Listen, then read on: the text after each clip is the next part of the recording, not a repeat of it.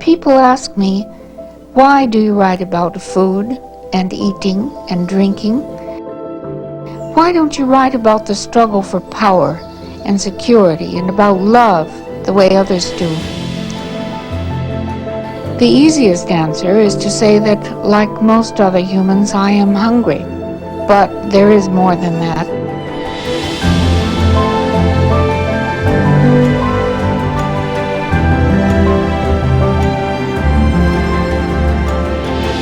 I would introduce her as being an enormously important and brilliant writer about food and family and soul.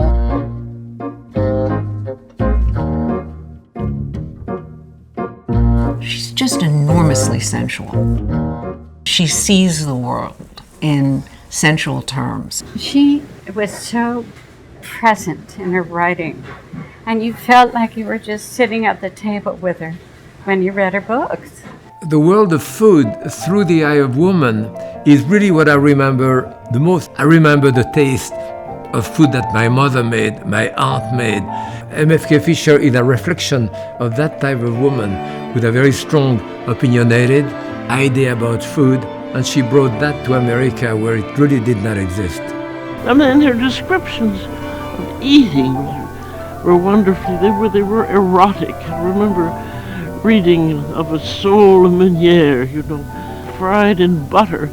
I mean, her description of eating it is wonderfully passionate. She was great fun. She was wicked also, and she loved gossip. But there's something of the preacher in her too, saying, are you even here for your one precious life? And if so, what are we going to have for lunch? And with our gastronomical growth will come, inevitably, knowledge and perception of 100 other things, but mainly of ourselves.